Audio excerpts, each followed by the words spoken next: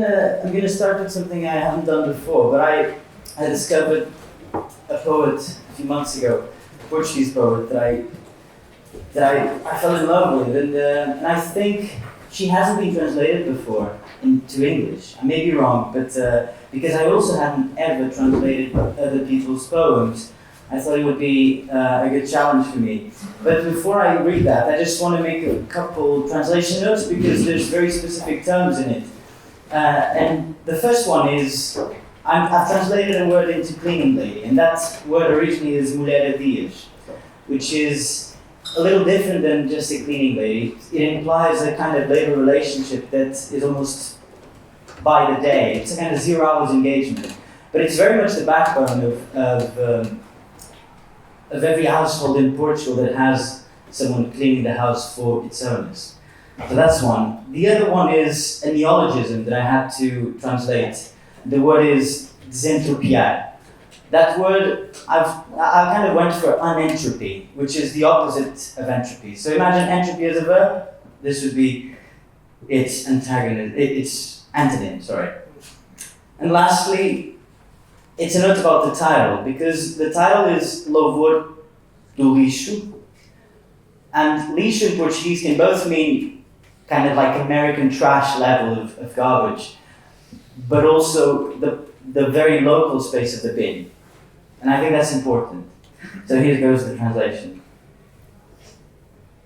It's important to unentropy the house every day, to postpone chaos. The poet is the cleaning lady. She tidies up the poem like she tidies up the house, which the earthquake threatens. The entropy of each day, give us each day. Dust and love like the poem are made day by day. The bread you eat or you throw away, wrapped up, a pigeon may visit the bin. The poem unentropies the dust, settles on the poem seeking love. Thanks to love and to the poem, the puzzle I was solved. But it's important to thank the dust which becomes the book, illegible like the tiger. Love doesn't wear, books do. The table falls as the dog goes past, and the puzzle is left unsolved on the floor. That was it. And now I'll move on to 3 poems of mine.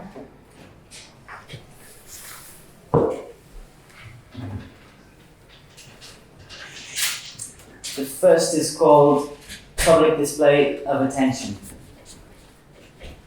The road to somewhere is a Tetris match against the walk-in sidewalk of the promise me bullshit jobs, no automatic capitalization or guaranteed sanitation beyond zone 3 of the ego is a ghost carrying the bones. I hate bullies, so I've become one. Powwow now would be fair, but I'm perfectly okay with just now. There are already too many people with a telescope on regimes of truth. I didn't sign my sovereignty to. My legs hurt because thinking against the future, about the future, because thinking because the future won't spell much dexterity to any of my tentatively public limbs. I don't even get that many takeaway drinks, but I know the political is also espresso foam and every added sum. But right here too, and mainly, the very dandruff washed off those mega sweet grapes from Aldi, times the London Met helicopter, casting shade over the sink, eating voracious, a blunt shadow despite the shimmer around water drops left on reed mid-flight, a midnight in midday.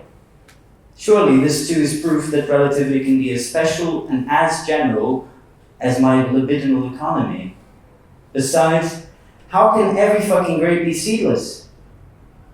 As for statecraft, well, there is no infinite reach on the air above and below the ground. To paraphrase an academic footnote I read on a paper about constitutional spaces, 2 straws sharing the same milkshake can spur equity disputes among drinkers. A rather fatuous species world perpetuant bias, this is not from the paper any longer, a rather fatuous species world perpetuant bias, nature made up for colonial stock, a zero-sum game which any linguistic firework may very well shrug off for all autonomy is concerned with semantics. Enjambment bio and logical, may be the most honest way to be a fool. Drink the cup dry, but puke it back in.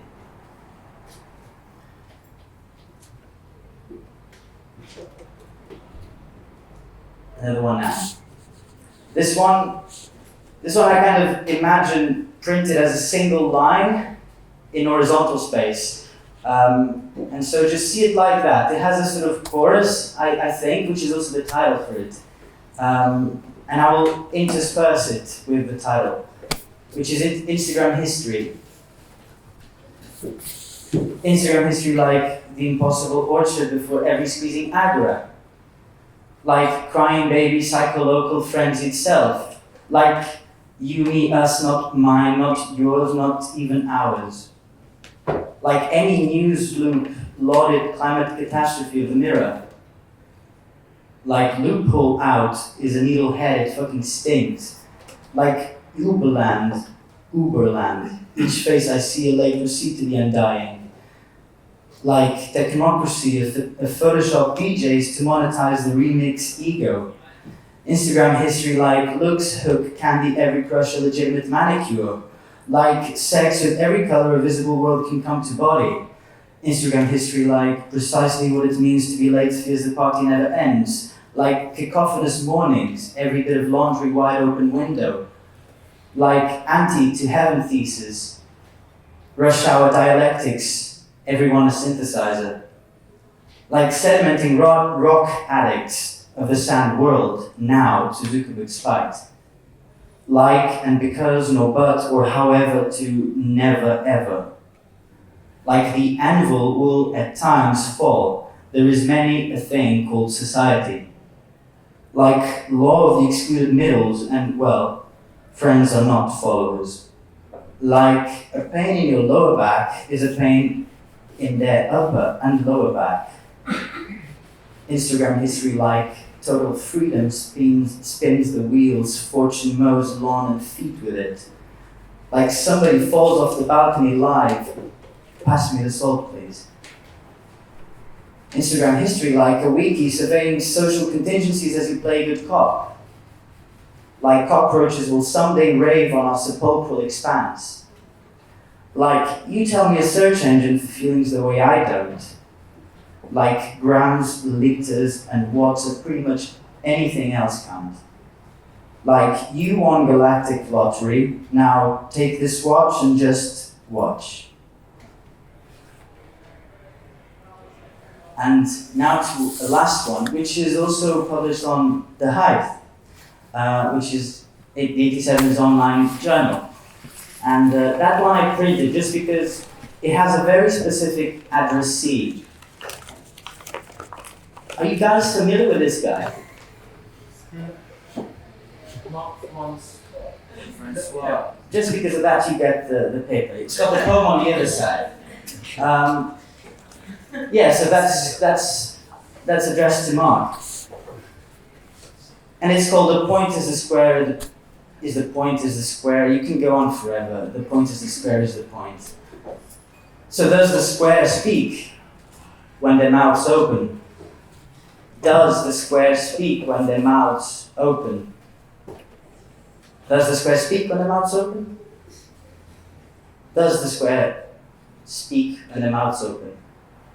The represented being your sleep, my sleep, overstayed. So as to cross-furnish the dreamscape they were arguing over, tarmac and nicotine jumps over Westminster squares swept loads of a crowd's mere crowding. Despite the squares mere circling, for glory, like dribbling, hopes in warm blood of a foreign marble. Signs of sovereign exception come in all sorts of opinion piles, like dirty laundry tales of rainy days, and I quote, the sun rising twice the same day. A shiny forehead plinth where, visibly, human labor cries the very same juice stars are made of every hard-fought today, vacating what free will otherwise rest their feet on. The aforementioned geometry, but the backyard cosmology kind, when tourism is but wet euphemism for colonial expanse.